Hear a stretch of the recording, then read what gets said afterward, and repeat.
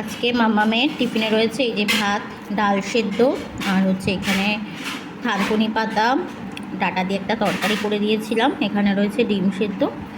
এই যে আজকে ডিম একটু হালকা করে ওকে একদম নরম নরম করে একটুখানি জাস্ট সামান্য ঘিয়ের মধ্যে আমি আজকে একটুখানি ফ্রাইড করে দিয়েছি। দেখি ও একটু খেয়েছে, জানি না পুরোটা খাবে নাকি। এনো আসো আসো, চুল কাটিং ওর জন্য সকাল সকাল ওকে খাইয়ে দাইয়ে ঘুম থেকে সকাল সকাল তোলা হয়েছে, এখন খাবানো চলছে।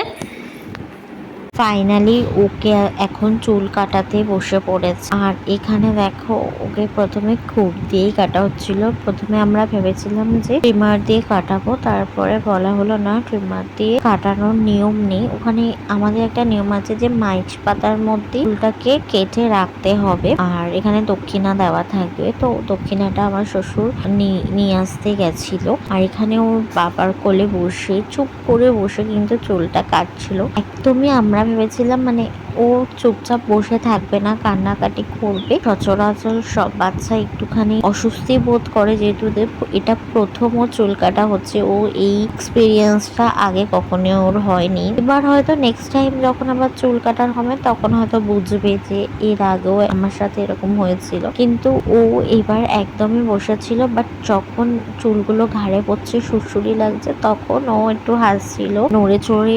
আর কন্টিনিউ ওর বাবার কোলেই বসেছিল। আর দিনটা ছিল ৩রা এপ্রিল, আর প্রচন্ড গরম পড়েছিল সেদিন। আমরা আমাদের ব্যালকনিতেই ওর এই চুল কাটার নিয়মটা করেছিলাম। অ্যাকচুয়ালি আমাদের শ্বশুরবাড়ির নিয়মে চুল কাটার যে নিয়মের কোনো সেরকম ব্যাপার নেই, যেহেতু কোনো মানত করা বা কোনো মন্দিরে গিয়ে ফেলার কোনো নিয়ম নেই। আমাদের চুলটা ভিটের মধ্যেই গর্ত করে উঠে দিতে হয়, ঠিক আছে। আজকের পুরো ভিডিওটাই ছিল মামামের চুল কাটা নিয়ে।